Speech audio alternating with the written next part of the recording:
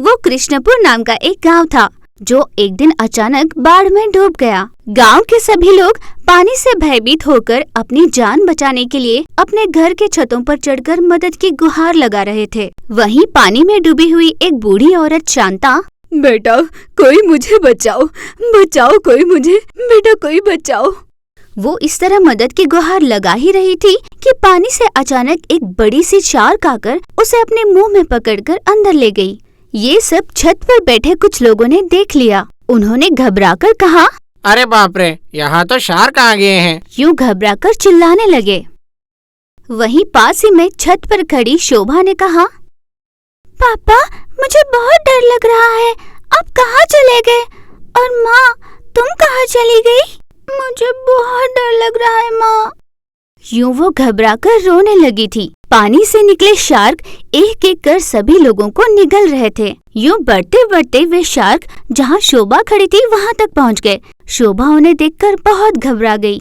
इतने में वहाँ पर हेलीकॉप्टर आया और जाल बिछाकर शोभा को उठा ले गए। अगली सुबह शोभा ने आंख खोले तो उसने खुद को अस्पताल में पाया। वहाँ पुलिस ने उससे पूछा, बेटा आखिर वहाँ हुआ क्या था?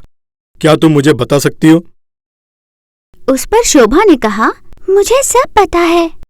शोभा से ये जानकर पुलिस ने सारी बात उससे पूछ ली। हमारा कृष्णपुर नाम का गांव है जहाँ पर सभी के घर समंदर के किनारे होता है। हम सभी का जीवन समंदर पे ही आधारित होता है। मेरे मम्मी पापा भी मछुआरे हैं, वो मछली पकड़ कर लाते और मैं स्कूल जाया करती थी। हम सब बहुत खुश थे। हमारे गांव प्रभाकर नाम के एक व्यक्ति आए थे जो कि साइंटिस्ट थे। वो सूट बूट पहनकर आए थे। गांव वालों ने शहर से आने के कारण उनकी बहुत इज्जत की। वे किराए का घर ढूंढते हुए हमारा पता पूछकर हमारे घर आए थे। हमारा बहुत बड़ा घर था। ऊपर का हिस्सा खाली होने के कारण वो वहां रहने लगे थे। वो हर रोज कोई न कोई प्रयोग किया करते थे जिसकी एक अजीब सी बदबू आया करती थी। एक दिन मैं उनके पास गई और पूछा, आप क्या कर रहे हो? क्या मैं जान सकती हूँ? रात के समय अजीब सा धुआं आता है और बदबू भी आती है। ये क्या है? मुझे समझ में नहीं आता। आखिर आप क्या बना रहे हो? इस पर उन्होंने मुझसे कहा, बेटा तुम्हारा नाम शोभा है ना?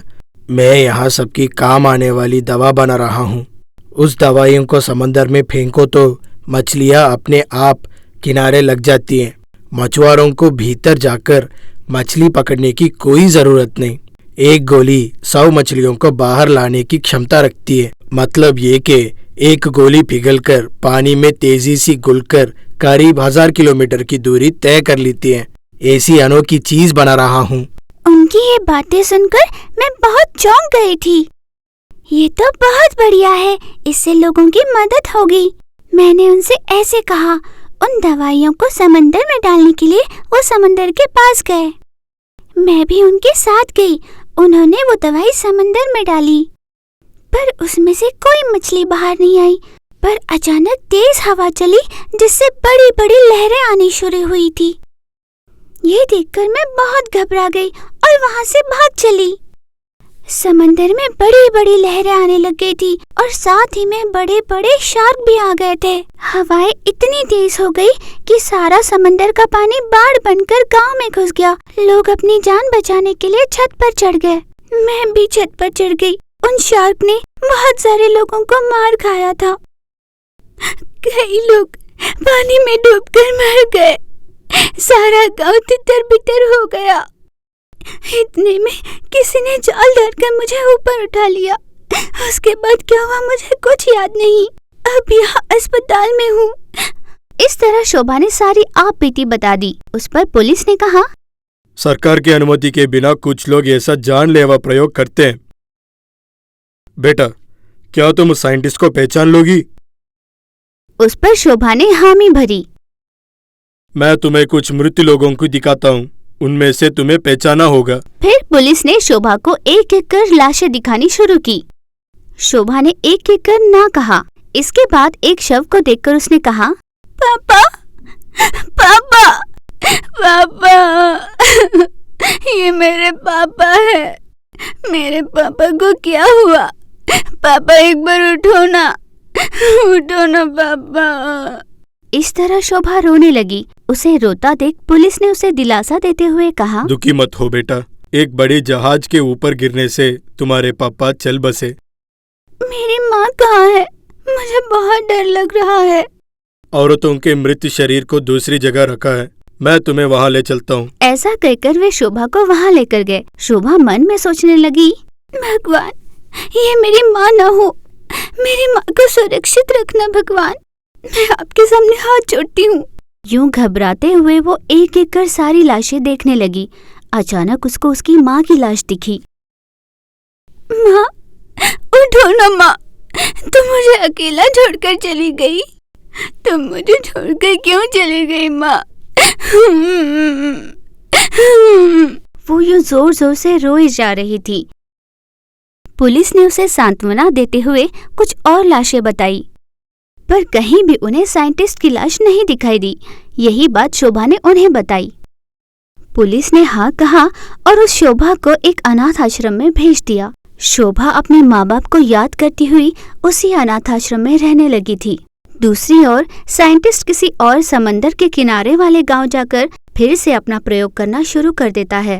प्रिया एक दिन आंगन की सफाई कर रही थी, तब उसे एक झुमका दिखाई दिया। प्रिया उसे देखकर, अरे वाह, ये तो बहुत बढ़िया है और दिखने में कुछ अजीब सा भी है। क्या ये सोना होगा? पता नहीं किसने खोया होगा। ऐसा कहकर उसने वो झुमका उठाया। जैसे ही उसने झुमका उठाया, फिर से उसे एक झुमका वहां पड़ा मिला। प्रिया ने उसे भी उठाया। जैसे ही उसने उठाया, उसे एक के बाद एक झुमके दिखाई देने लगे। प्रिया ने एक एक झुमका उठाया और वो आगे बढ़ती गई। ऐसे चलते चलते वो बहुत दूर चली गई और एक जंगल पहुंच गई। प्रिया के पास बहुत झुमके इकट्ठे हुए। उसने यहाँ वहाँ देखा, पता नहीं किसी ने यहाँ तक झुमके गिराए और मैं अनजाने में चलते चलते यहाँ तक पहुंच गई। अब मैं रास्ता भटक गई। ऐसा कहकर वो रोने लगी। तभी उसे वहाँ एक बूढ़ी औरत दिखाई दी और वो रोते हुए, भूख लगी है, भूख, ऐसा कहकर रोने लगी। उसे देख प्रिया ने अपना रोना रोका और उसके पास चली गई। माई, आप भूख से हो? देखो, ये झुमके कहीं सोने के हैं क्या? ऐसा कहकर उसने झुमके की पोटली उसके हाथ दे दी। उस औरत ने उस झुमकों को बड़ी आस से देखा। हाँ बेटा, ये सोना ही है, खरा सोना। तुम्हें कहाँ मिला? फिर प्रिया ने बीती सारी बात उसे बताई। ये सुन वो औरत बड़ी आश्चर्यचकित हो गई। माई, ये सब आप रख लो, पर मेरी एक सहायता कर देना। मैं रास्ता भटक गई हूँ, मुझे मेरे गांव तक पहुँचा दो। उस पर उस औरत ने कहा, तुम्हारा बहुत बहुत धन्यवाद बेटा, तुमने मेरी बहुत बड़ी सहायता की है। मैं और मेरे पति भूख से तिल मिला रहे हैं। यूं रोते हुए उसको धन्यवाद प्रकट कर रही थी। प्रिया ने उसे सांत्वना दी। उसके बाद उस औरत ने प्रिया को गांव तक छोड़ा और वो वहां से वापस लौटी। प्रिया सीधे घर गई और पलंग पर लेटी अपने माँ से कहा, माँ, मुझे माफ कर दो, देरी हो गई। ऐसा कहकर उसने बीती सारी बात अपनी माँ को बताई, पर माँ न हिली न डुली, क्योंकि वो एक जिंदा लाश की तरह थी। करती हुई एक दिन वो बहुत ऊंचाई से नीचे गिरी, जिस कारण उसके सर पे इतनी चोट लगी कि नस दब गई। कई अस्पतालों में उनका इलाज कराया गया, लेकिन फिर भी कोई फायदा नहीं हुआ। वो अब हिल भी नहीं पाती, हर काम लेटे लेटे ही होता है। प्रिया अपने माँ की छोटे बच्चे की तरह देखभाल किया करती थी। उसके पिता का देहांत हाल ही में हुआ था। उस दिन से प्रिया ने पढ़ाई छोड़कर घर पर ही अपनी माँ की देखभाल करने लगी। घर का सारा काम करती हुई घर पर ही रहा करती थी। प्रिया अपनी माँ को हर बात बताया करती थी, वो इसलिए ताकि उसे लगता कि किसी न किसी दिन उसकी माँ उठकर उसे जवाब देगी। वो रात बीत गई। अगली सुबह प्रिया फिर से आंगन की सफाई करने लगी। तब उसे फिर से वो झुमका दिखाई दिया। प्रिया ये देख फिर से चौंक गई और उसने उस झुमके को उठाया। इस तरह प्रिया ने एक के बाद एक करते हुए सारी झुमके उठाई और उठाते उठाते वो एक जगह पहुंची। ये क्या है? जैसे कल हुआ था बिल्कुल वैसे ही आज भी हो रहा है। मुझे कुछ समझ नहीं आ रहा। ऐसे आश्चर्य से सोचने लगी। तभी वहां पर एक भिखारी आया जो आंख से अंधा था। मैं अंधा हूँ, देख नहीं पाता हूँ, मदद करो। ऐसे मदद मांगने लगा। प्रिया ने अपने पास वाली पोटली उसे देते हुए कहा, ये सोने के झुमके हैं, इसे अपने पास रखो और ध्यान रखना, बहुत काम आएंगे आपके। उसे पोटली देकर प्रिया वहां से चली गई। उस पर उस अंधे आदमी ने कहा, बहुत बहुत धन्यवाद बेटा, तुम कौन हो ये मैं नहीं जानता हूँ, मैं नहीं देख पाता हूँ, लेकिन आपको बहुत बहुत धन्यवाद। आप हो बेटा, सुन रही हो? ऐसा कहते हुए चिल्लाने लगा, पर तब तक प्रिया वहां से जा चुकी थी। प्रिया ये सोचते हुए अपने घर पहुंची। प्रिया ने आंगन की सफाई की और अपने माँ के पास जाकर, माँ, कल मैंने आपको जो बताया था ना, आज भी बिल्कुल वही हुआ। आज भी मुझे वो सोने के झुमके मिले। ऐसे प्रिया ने अपनी माँ को बताया, पर माँ तो कुछ कहने से रही। उस पर प्रिया रोते हुए बोली, माँ, एक बार तो मेरी बात का जवाब दो ना माँ, एक बार मुझे प्रिया नाम से बुलाओ ना माँ। माँ, माँ, एक बार माँ, एक बार। क्या आपको मैं अच्छी नहीं लगती माँ? माँ, एक बार मुझसे बात करो।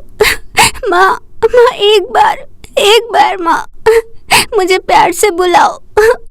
ऐसे रोए जा रही थी। इतने में प्रिया को एक झुमका दिखाई दिया। उस झुमके को देख प्रिया ने कहा, अरे ये यहाँ कैसे आया? मैंने तो सारे झुमके उस पापा को दे दिए थे। ऐसा सोचने लगी। इतने में उसके कमीज पर एक और झुमका दिखाई दिया। ओह अच्छा, तो ये मेरे कपड़ों में फंस कर आया है। जो भी हो, ये बहुत सुंदर है, मेरे माँ पर ज्यादा जचेंगे। ऐसा कहकर उसने वो दोनों झुमके अपनी माँ को पहना दिए। झुमके पहनाते ही उसकी माँ उठकर खड़ी हो गई। ये देख प्रिया बहुत खुश हुई और अपनी माँ को गले लगा लिया।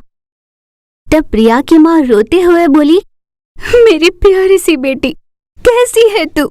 इतने दिनों से तुम्हारी कही सारी बातें सुन ही रही हूँ। ऐसा कहकर रोते हुए उसे अपने गले लगा लिया। प्रिया ने भी अपनी सारी बात बताई और बहुत दुखी होने लगी। इतने में उन्हें कुछ आवाज सुनाई दी। वे दोनों आवाज सुन उसका पीछा करते करते चले गए। वे दोनों और कहीं नहीं बल्कि उनके गांव चले गए। नाव में यूं तैरते हुए आवाज जहाँ रुकी वो वहां रुक गए। वहां एक बड़ा सा पेड़ था जिस पर सोने के झुमकियां लगी हुई थी। ये देख दोनों आश्चर्यचकित हो गए। घबराइए नहीं, मैं मायावी झुमके देने वाली पेड़ हूँ। आपके पति जिनका देहांत हुआ है, उनकी आत्मा ने मुझे आपका ध्यान रखने को कहा। मैंने कई बार आपकी बेटी को अपने पास बुलाने की कोशिश की, पर उसने हर बार उन झुमकों को किसी और को दे दिया। मुझे इस बच्ची की नेकी बहुत अच्छी लगी। जिस अंधे की इसने मदद की थी, उसकी आंखें वापस लौटी। वो अब अपना काम करते हुए खुश रह रहा है। और जिस बूढ़ी औरत की इसने मदद की थी, उसने भी अपना घर बनाया और अपने पति के साथ खुश रह रही है। अब आप दोनों की बारी है। मेरी वजह से ही तुम्हारी माँ ठीक हुई है। अब तुम्हारे पास पैसा भी आएगा। ऐसा कहकर उन्हें जादुई झुमके दिए। क्या मेरे पति हमारे बारे में बहुत सोचते हैं? ऐसा कहकर माँ और बेटी रोए जा रहे थे। दुखी मत होइए, आज के बाद उनकी आत्मा को शांति मिली होगी। वो इस लोक को छोड़ देवलोक जा रहे हैं। ये सुन दोनों बहुत खुश हुए। फिर उन दोनों ने मायावी पेड़ को धन्यवाद प्रकट किया और वापस लौट गए।